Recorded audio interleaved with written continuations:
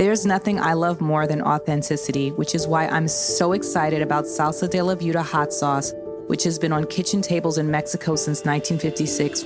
It will be available here in the U.S. for purchase later this year. In addition to livening up your food, it's Mexican-owned, it's woman-owned, and it's one of the only hot sauce brands to have 100% Mexican-sourced pepper mix. Salsa de la Viuda hot sauce will be available here in the United States to purchase on shelves later this year.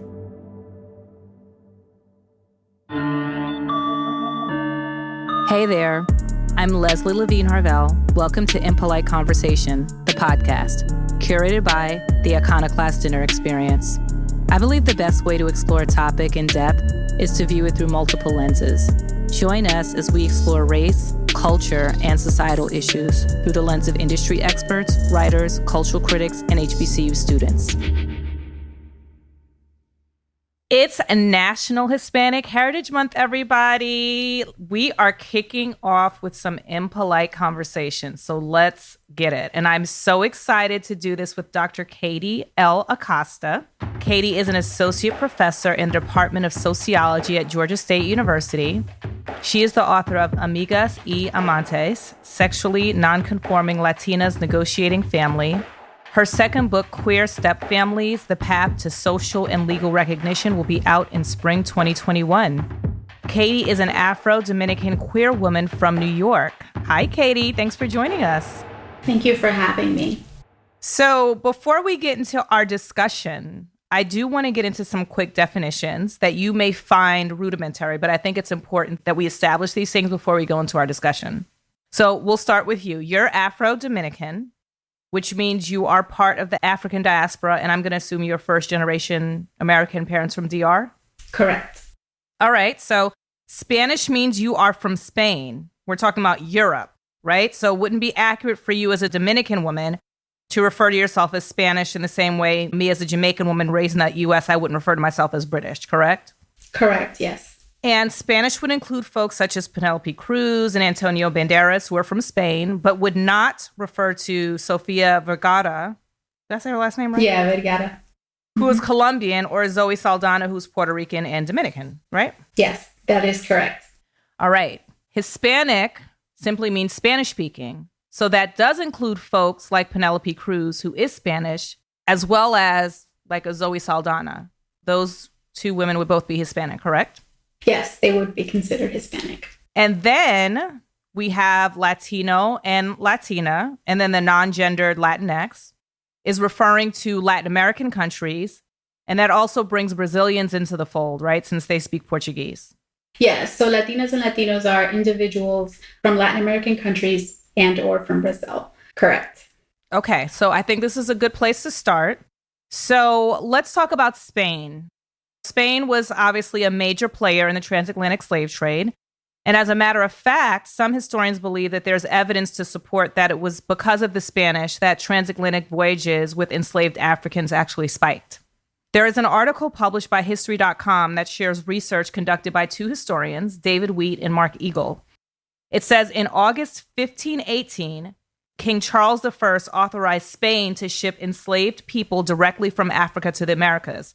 So he essentially granted a license to sell Africans as slaves in Spain's American colonies in 1518. And then they go on to say the edict, as it was called, marked a new phase in the transatlantic slave trade in which the numbers of enslaved people brought directly to the Americas without having to go through a European port first. And then it rose dramatically. Obviously, the transatlantic slave trade didn't start in 1518, but they do say it increased after King Charles authorized direct Africa to Caribbean trips that year. They go on to say that Spain may have increased the number of enslaved Africans it brought to the Caribbean after 1518 because the native people they had previously enslaved there were dying from European disease and colonial violence. And I also want to reiterate the year 1518 because when we think about Nicole Hannah-Jones's Project 1619, which was named for the year of the arrival of enslaved Africans in the English colonies. When we're thinking about enslaved Africans that were brought to the Spanish colonies, we're talking about 100 years earlier. Over 90% of enslaved Africans were brought to the Caribbean and South America. Only about 6% were sent directly to British North America. So, Katie, we're talking about a huge amount of Black people, folks from the African diaspora in the Caribbean, in South America. Yet there in those countries, in my opinion, particularly with the Spanish-speaking Caribbean, which is what I have the most experience with, there seems to be this deification of Spain. And at the same time, while this glorification of Spain is happening, I've also noticed this anti-Blackness that's manifested itself in a way that it doesn't even acknowledge Africa as part of its heritage. Can you talk a little bit about this? I can, yeah. And I think I should start by saying, like, in the United States, one of the things that I have found most jarring or surprising has been how little people understand how massive the slave trade was in the Americas. I think people have this image of slavery as something that happened in the United States, and that's it. Everywhere I go, I feel like I have to remind people that the slave trade was much larger and that there were African descendant peoples that were brought to many, many other places, including the Caribbean and throughout the Americas. And I have to offer that explanation in times because for some people, it's difficult to understand why someone of Dominican descent or someone of Cuban descent would identify as Black. For me, there are multiple reasons for that, but in part, it's a political reckoning with the history, right? It's a political reckoning and understanding that we are Afro-descendant peoples and that the fact that my ancestor slaves were brought to the Dominican Republic and not to the United States doesn't mean that they weren't slaves.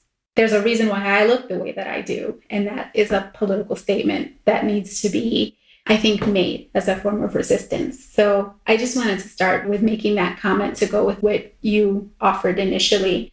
And then I think to say that the deification of Spain, I can speak to the ways in which colonization directly impacted and permanently changed the Americas, the ways in which it impacted religion, the prevalence and prevalence of Catholicism, and the ways in which other religious ideologies, for instance, Santeria in Cuba, were essentially demonized. These are examples of colonization. So as part of this larger goal to whiten and to modernize, right, because this is part of the colonialist project. And so the point is that the emphasis, the ways in which people have been whitewashed in Caribbean countries, their ideologies, their religious beliefs, their ideas about beauty have all been whitewashed to some degree. Because to the extent that one wants to connect themselves in proximity to power, power comes with whiteness. Power comes with conformity to this larger empire, this larger model that has been a very top-down approach to thinking about religiosity, to thinking about skin tone and beauty and education and the like. And really, to your point, it's not anything that's unique to Spanish-speaking countries, right? It's colonialism, right? So race, obviously, we know is a social construct. It's a stand-in for hierarchy, and it exists everywhere, particularly any place that European colonialism touched. In the US, white is at the top of this hierarchy, and depending on the country, who is defined as white will differ. I've heard from folks from the Latinx community articulate that the US tries to make them fit into a black-white binary, which I get some of that.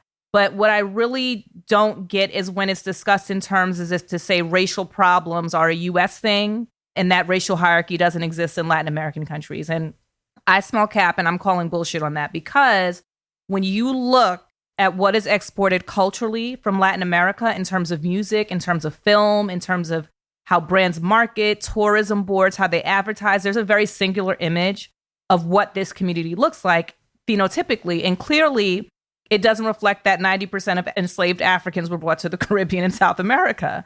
So can you talk about the racial hierarchy that very clearly exists and the asymmetry of power culturally, politically, and socioeconomically that exists in the Spanish-speaking Caribbean?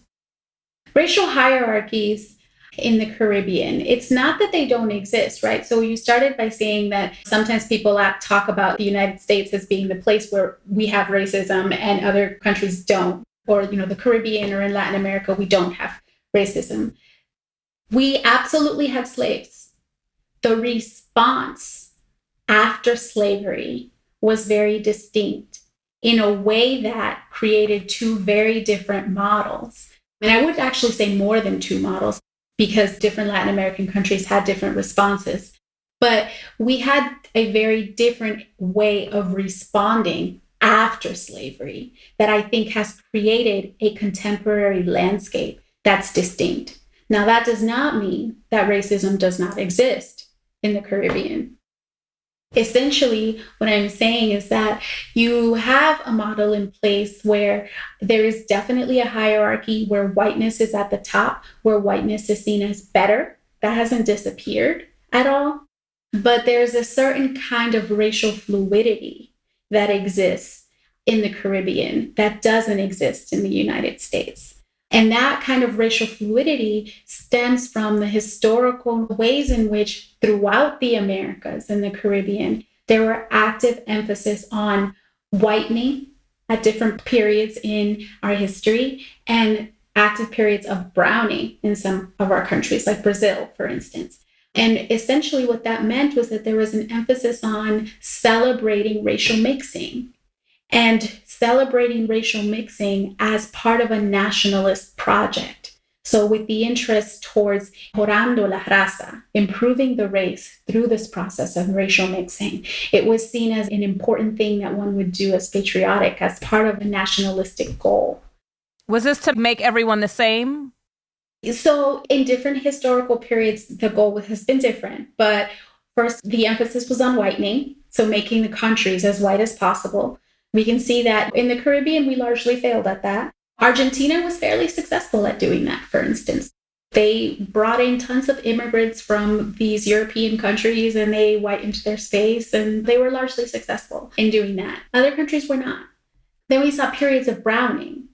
A good example would be Brazil. To think about the browning period was definitely about promoting multiracialism, right? Promoting us as a beautiful mixed race people. And that is its own important thing. And we saw in other countries an emphasis on just moving away from Blackness. That's where the anti-Blackness comes from.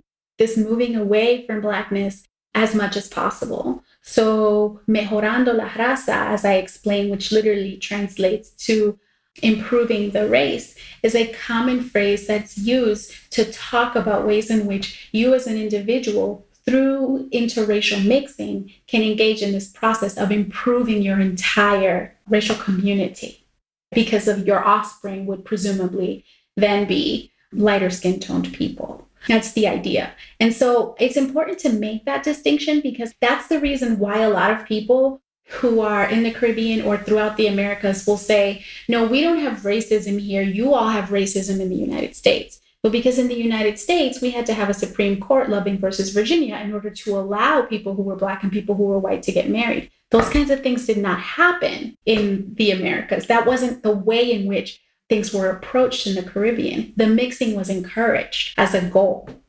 That complex history has made it so that we have seen so much more mestizaje throughout the Americas and in the Caribbean. So, for example, Jennifer Lopez would be considered mestizaje. Mestiza. I just want to make sure I'm clear. When you said that the response after slavery was very different in terms of looking at race mixing as a point of patriotism. As a national goal, yeah. Yeah. Mm-hmm. Mm-hmm. Is that something that you still see as a part of the culture right now? Are there still vestiges of that? There are definitely still plenty of vestiges of anti-Blackness. I would say more than vestiges. I think that in a lot of... Wait, so I'm clear. So you see that, the racial mixing, as an anti-Blackness. I just want to make sure I'm understanding. Racial mixing in itself was not directly about anti-Blackness.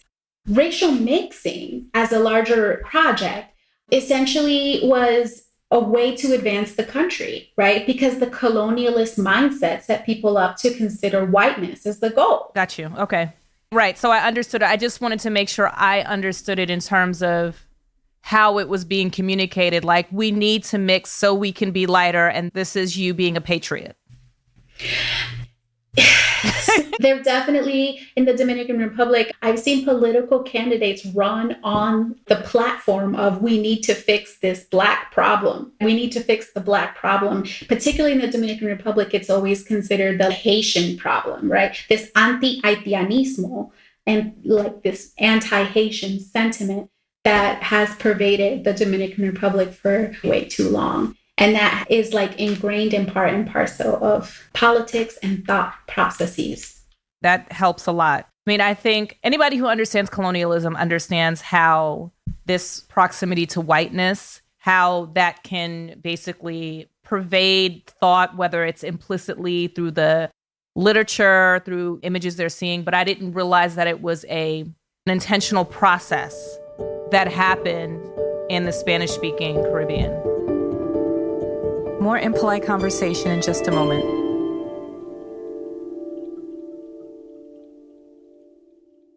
HBO's latest documentary, Stockton on My Mind, is the multi-layered story of millennial mayor Michael Tubbs, whose own experience growing up in poverty and violence inspired him to create innovative change in his hometown of Stockton, California. Becoming the city's youngest and first African-American mayor, the film follows Tubbs as he defies expectations and makes efforts to reverse the fortunes of a city known as one of the poorest, most violent, and least literate in the nation. Directed by Emmy winner Mark Levene, stream it now on HBO Max. Visit hbomax.com to sign up for your 7-day free trial.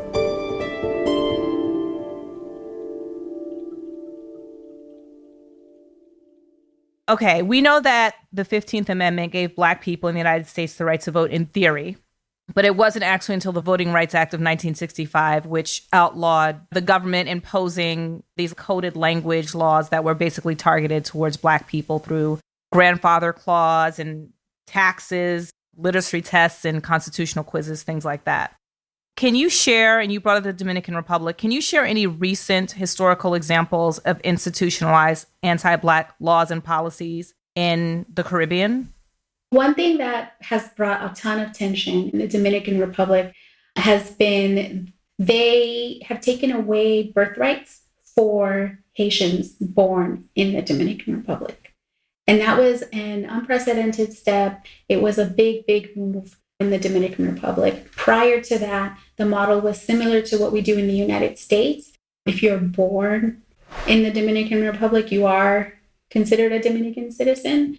And that particular policy was very recently changed in the past couple of years and done directly in order to take away citizenship rights for Haitians that were born in the Dominican Republic. And it spewed a lot of racial tension. I've noted some pretty strong debates between Dominicans on the island and Dominicans in New York, particularly around this issue. Those of us who are in New York City or throughout the United States have spent so much time with the U.S. immigration policy that fights to deny immigrants citizenship in any way, shape, or form. So there's a little bit of sensitivity for some around seeing this happen in the Dominican Republic and understanding it with what we know and contextualize as what's happened in the United States. Dominicans on the island feel very, very differently. They feel this strong sense of their country is a very poor country. They have very little. They can't afford to do more than what they're doing. They don't want the work or the burden of taking on the needs of their Haitian immigrant populations. It creates a lot of tension, a lot of fighting within families that live across countries.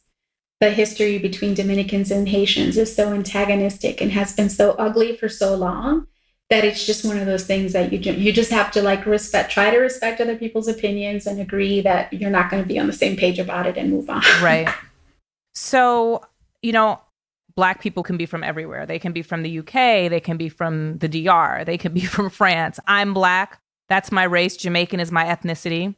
I see that you identify as an Afro-Dominican. I don't know if you use the word Black, but I see that you have the word Afro there. So I'm like, okay, she's intentional about acknowledging her African ancestry. Zoe Saldana, whose ethnicity is Puerto Rican and Dominican, gave an interview in August about her portrayal of Nina Simone in the 2016 biopic Nina. Zoe said, "I should have never played Nina. I should have done everything in my power with the leverage that I had 10 years ago, which was a different leverage, but it was leverage nonetheless. I should have tried everything in my power to cast a Black woman to play an exceptionally perfect Black woman. So, what's Zoe talking about here? I mean, there are many reasons that Zoe shouldn't have played Nina. Obviously, Zoe is a very talented actress, but, she's not a singer. Okay. She's not dark skinned.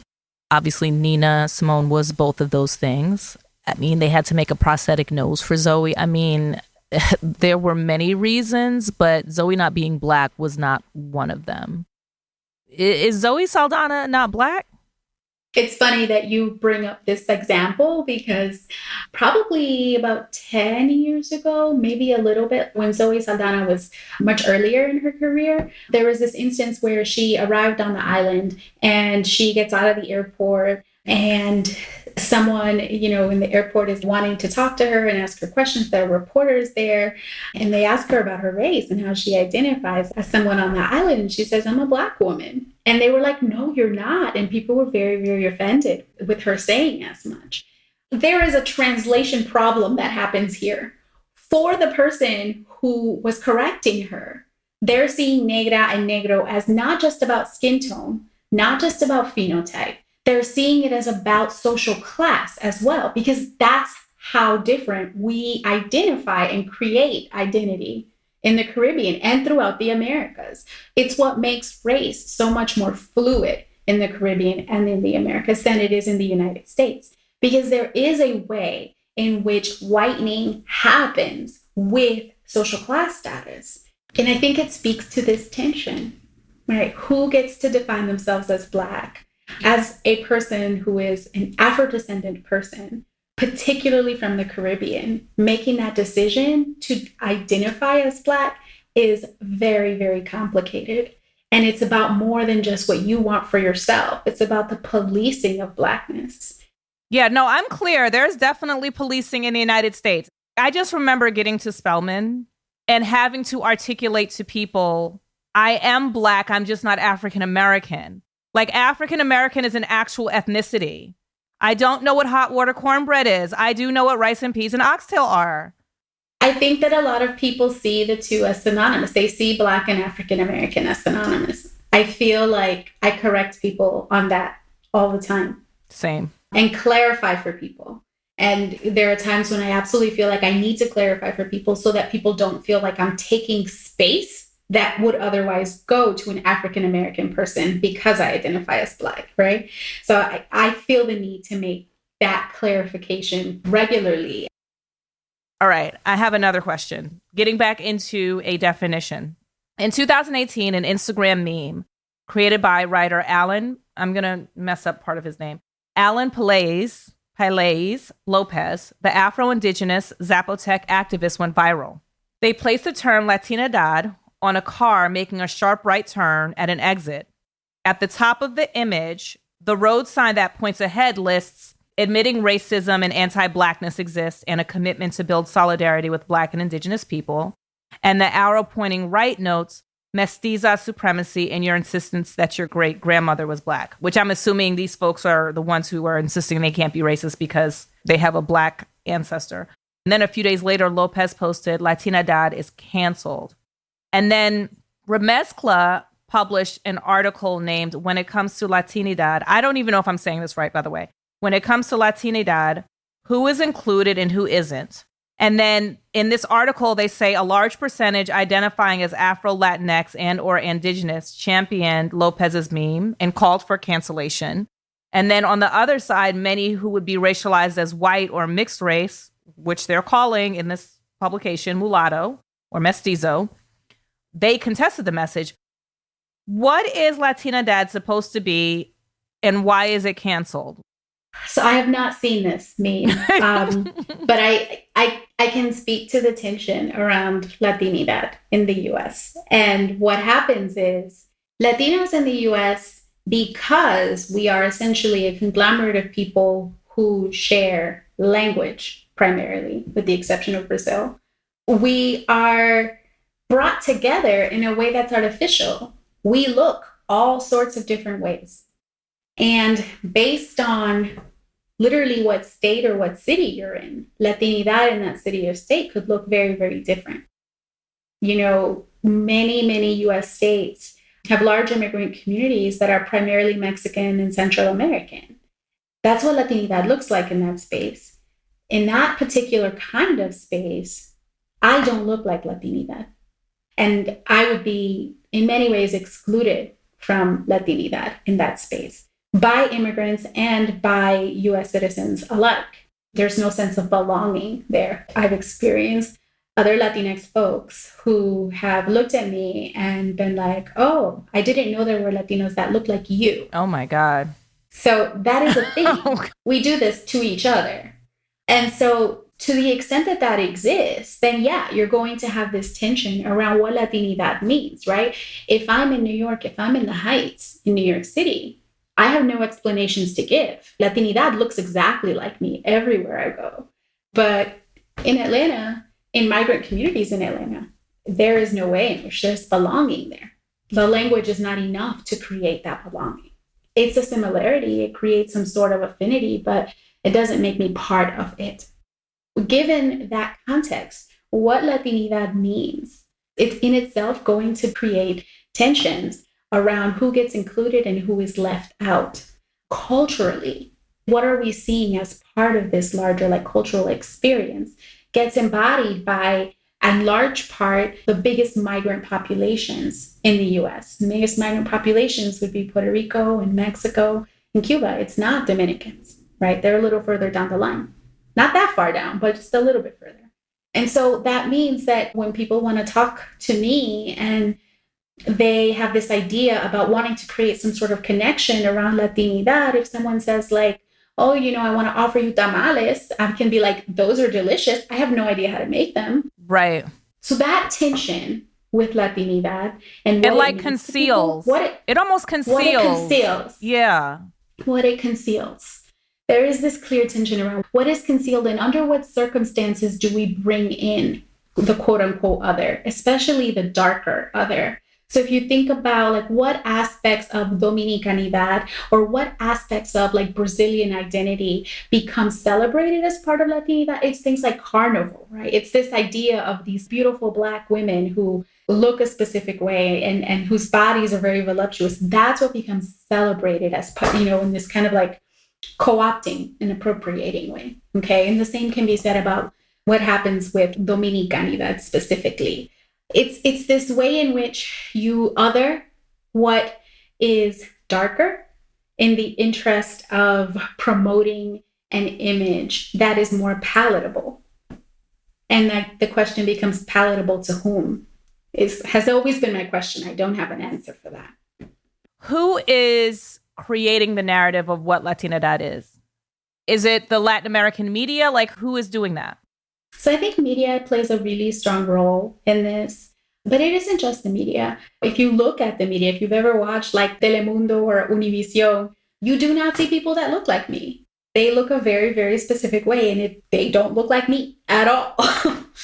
That's intentional. There's a way in which, if you think about where the media is coming from, when you think about the large Mexican presence and connection to these larger media companies and what they choose to bring forward, not everyone's part of that conversation. And so that may be what we all see as Spanish television, but it's not representative of a whole lot. So that plays a big role. I think religion also plays a really big role for many, many people. Religiosity is important for a lot of folks, and where they choose to worship and under what conditions, it's a great indicator for how Latinidad gets created for a specific community. So there's a Latino way to do Catholicism, and it's no doubt. Yes. No doubt. Okay. I want to go to that. Much louder. I want to go to that. It's much louder. Much louder. The music has much more rhythm to it. So I was raised in a very, very Catholic environment. This particular church, my son was baptized in this church. My parents were married in this church. My cousins all went to school in this church, as part of the education system. Catholic education is what you did. But what I remember most about the experience was Sunday morning and how different the service was in this space versus a very, very white Catholic church. So what I noticed as an observer around religiosity in Dominican communities and in Caribbean communities more broadly is the ways in which Catholicism gets mixed in with this remnant of an African spirituality that may not be nameable to me because I'm not a religious scholar, so I may not see it, but I know it's not Catholic, right? Okay. And the way that kind of bleeds together in people's lives is fascinating to me to see. The ways that which, people create altars for when someone passes away and what they put on those altars, the candles that people have and who they're choosing to worship with those candles. It's something I would probably call more Catholic in nature, but there are these interesting ways in which African spiritualities get pushed in. And I don't even know how much people are cognizant of the fact that they do or have done that. I just know that as an observer, I see it. So we're not canceling Latinidad. We're just broadening the definition. Well, I'm not canceling Latinidad. But I think it's important to call out some of the hypocrisy. I think that's fair. Okay. Got it. Okay. Thank you so much. This has been so informative. I learned a lot. Thanks so much. This is my last question that we ask all of our guests. As you know, the podcast is curated by the Iconoclast Dinner Experience. It's your last night on Earth. Where are you eating? Well, I'll tell you what's on the plate. And people laugh at me all the time about this, but I want mango. I would love some mango con salchichón frito. I'm very, very much, and cebollas. And I would like my classic Dominican food that sustains me. Whenever I visit my family, they always ask me, like, what do you want us to save for you for when you get here? What do you want to eat? And I always ask for plátanos and I always ask for mango because it matters to me, right? That I have access to that, especially because it may not be the fanciest thing to eat in the world, but it is, for me, it's comfort and it's home. It speaks to me of the island. That's what it reminds me of. Who's cooking it? So my aunts would cook it for me. My aunts are fantastic. And in New York, have always been great about making me a mango when I ask for it. I love them for that. So if I were in the US, I would have it in the Bronx at one of their houses. Okay. And on the island, I would be in the Malecón. I would be in the Malecón in Puerto Plata, where my family's from. And I would be enjoying a wonderful plate of mango. And I would be drinking a tamarindo. Okay. That sounds good to me.